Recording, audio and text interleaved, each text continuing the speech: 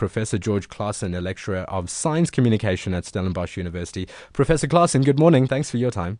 Good morning. Is this becoming more popular?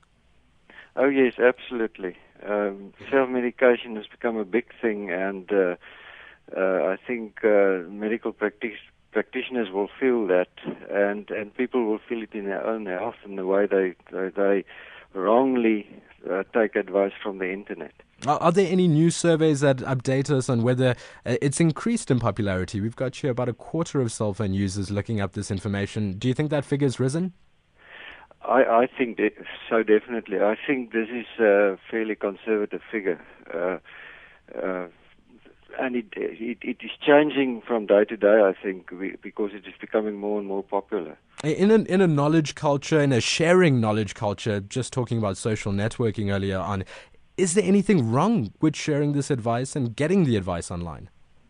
There's nothing wrong with it as long as you know how to utilize the information you're getting and where you are looking for information.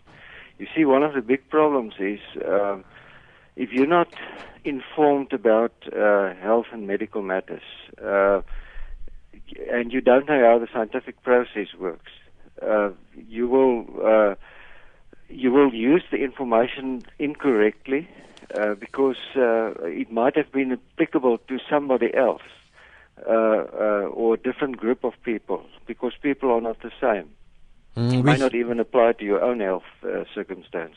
In the study that was conducted in 2010, Pew had said that many healthcare professionals said, "I know and I want to share my knowledge." Is there no medical liability over advice that they give on the internet without seeing the patient? Yes, that is becoming an interesting problem, because will you be liable for court cases or whatever if the information was used incorrectly? Let me just come back to the basics of how science works. The first thing is there must be evidence.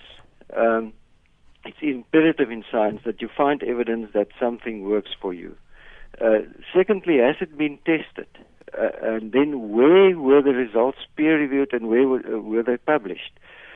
Peer review process is very important, and a lot of the information you get on the internet, on the web, that you access through your phone or whatever, is that information has not been peer reviewed, has not been tested, but the people putting it there, many alternative health claims being made, they put it there and they make claims as if it has been tested and as if science has proven it. Professor Classen, clearly we should be worried about this and check out the information we're looking for online.